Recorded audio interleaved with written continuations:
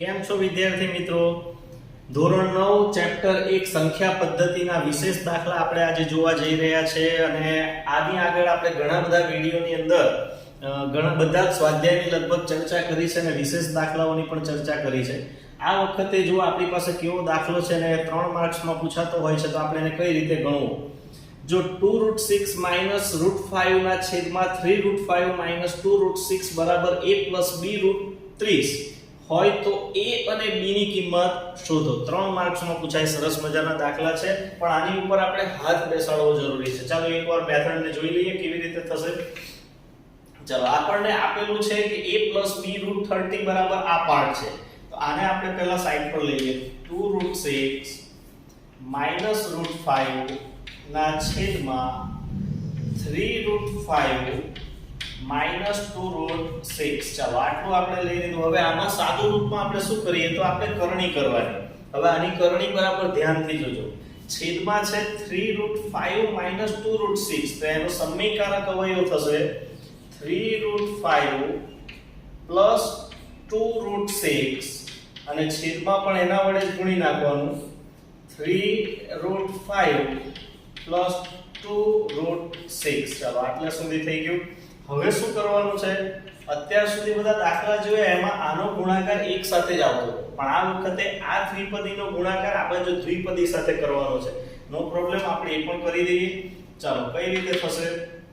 આના ગુણાકાર માટે 2√6 એની બાજુમાં પેલા કાઉન્સને ગોઠવી દઈએ. 3√5 + 2√6.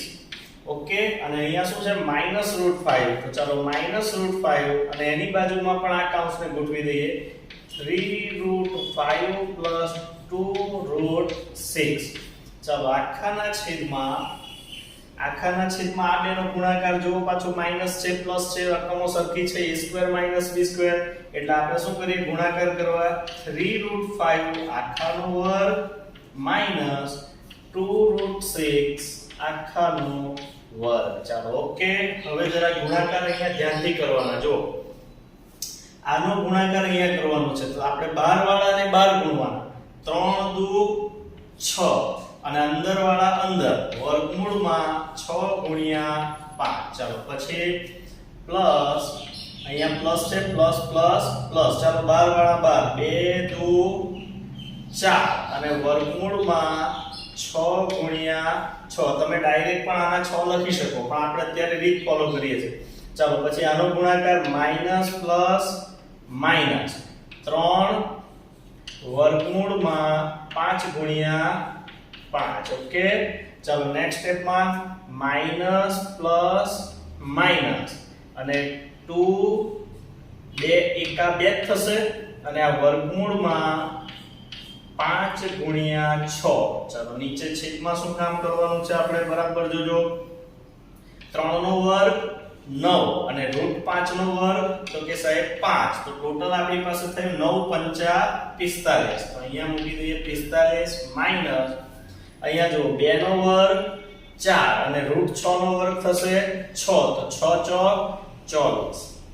ચાલો આટલે સુધી કામ થઈ ગયું. હવે પેલી બાજુ કરીએ.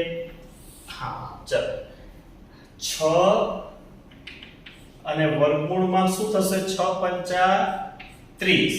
ઓકે, આમાં કેવી રીતે થશે? વત્તા જો આને હું ડાયરેક્ટ કરું છું 4 તો 4 ના 4 તો 12 છે પણ આ છાયું 36 થશે અને 36 નું વર્ગમૂળ 6 જ આવવાનું છે તો આપણને મળશે 6. તો 6 × 4 ટોટલ થઈને આપણી પાસે થશે 24.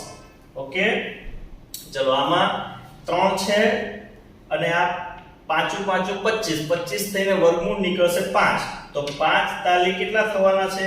-15. ચાલો 15 થઈ ગયા અને અહીંયા થશે -2 વર્ગમૂળમાં 6 × 5 = 30. ઓકે, ચલો છેદમાં 45 માંથી 24 કાઢો. ચલો 5 માંથી 4 જાય 1, 4 માંથી 2 જાય 2 એટલે એ મળી ગયા 21. ઓકે, ચલો નેક્સ્ટ સ્ટેપમાં આગળ શું કરશું?